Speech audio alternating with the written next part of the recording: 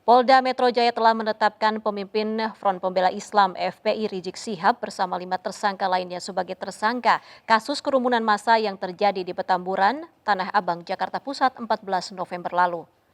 Rizik Syihab dan kawan-kawan dijerat dengan pasal 160 dan 216 KUHP dengan hukuman pidana penjara paling lama 6 tahun.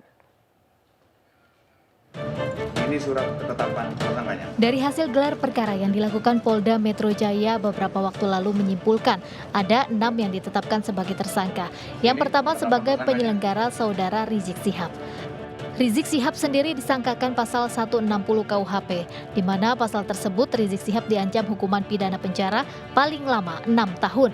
Selain pasal 160 KUHP, Rizik Syihab juga dijerat pasal 216 KUHP yang ancaman hukumannya 4 bulan 2 minggu atau pidana. Namun di ayat 3 pasal 216 tertera aturan, bila pada waktu melakukan kejahatan belum lewat 2 tahun sejak adanya pemidanaan yang menjadi tetap karena kejahatan semacamnya, maka hukumannya dapat ditambah sepertiga.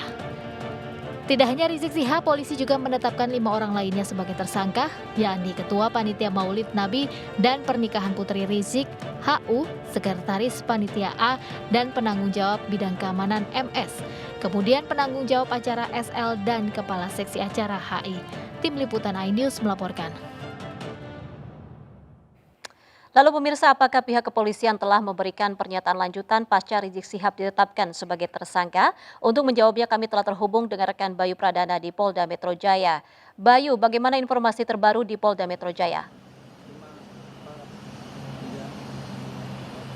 Bayu?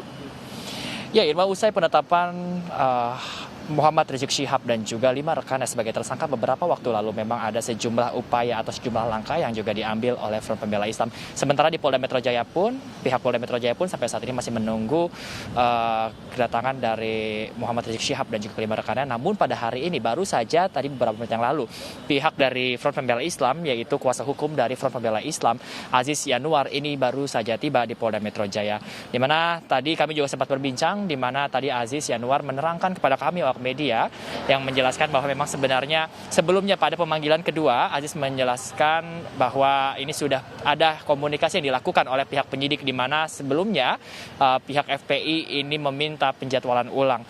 Dan Aziz juga menerangkan bahwa semulanya ini pada sebelumnya pihak FPI meminta bahwa nanti hari Senin mendatang pihak FPI ini akan datang bersama dengan Muhammad Rizik Syihab dan juga kelima rekannya untuk memenuhi panggilan. Namun kendati demikian, kendati penyidik telah menetapkan Muhammad Rizik Syihab dan juga kelima rekannya ini sebagai tersangka karena kasus keramaian yang dibuat di tengah pandemi ini, maka Aziz datang bersama tadi ada 2 rekan yang mendampingi dengan maksud untuk mengambil surat penetapan tersangka Muhammad Rizik Syihab dan juga kelima rekannya.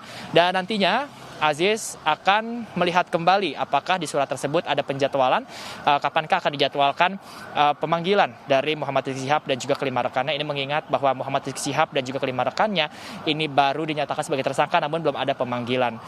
Irma.